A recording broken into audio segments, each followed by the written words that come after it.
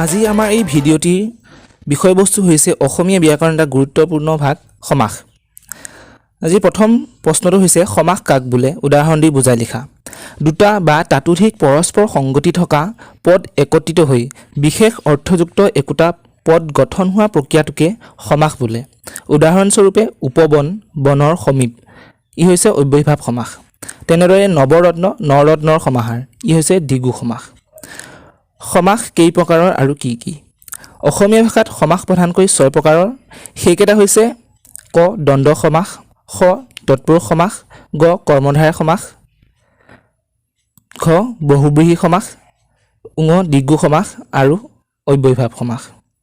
দ্বন্দ্ব সমাস দুটা বা তাতোতকৈ অধিক সংজ্ঞা শব্দ বা বিভিন্ন অৰ্থ বুজোৱা পদৰ মাজত সংযোজক অব্যয় লোপ পাই হোৱা সমাসকে দ্বন্দ্ব সমাস বুলি কোৱা হয়।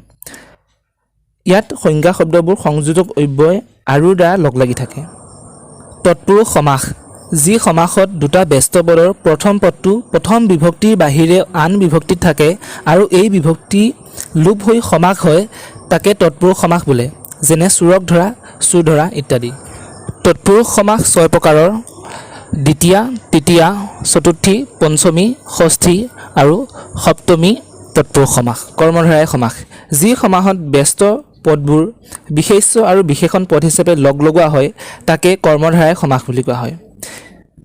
যেনে পিতল বৰণৰ যি চকু, পিতল চকু, শুক্ল যি পক্ষ, শুক্ল পক্ষ, পুণ্য যি ভূমি, পুণ্যভূমি। কৰ্মধাৰয় সমাস দুবিধ, সেইকেইটা হৈছে মধ্যপদলোপী আৰু অন্ত্যপদলোপী সমাস।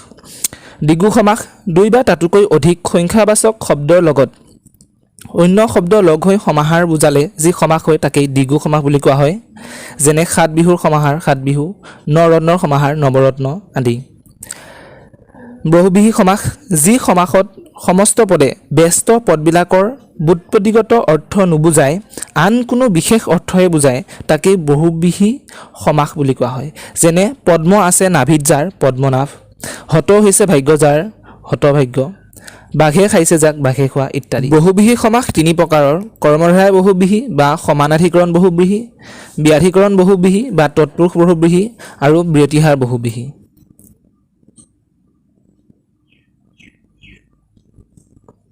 অব্যয়ীভাৱ সমাস সমীপ, অভাৱ, পৰ্যন্ত, সদৃশ, যোগ্য আদি অৰ্থ প্ৰকাশক অব্যয় শব্দৰ লগত আন পদৰ যি সমাস হয়, তাকে অব্যয়ীভাৱ সমাস বোলে। যেনে বনৰ সমীপ, উপবন ইত্যাদি।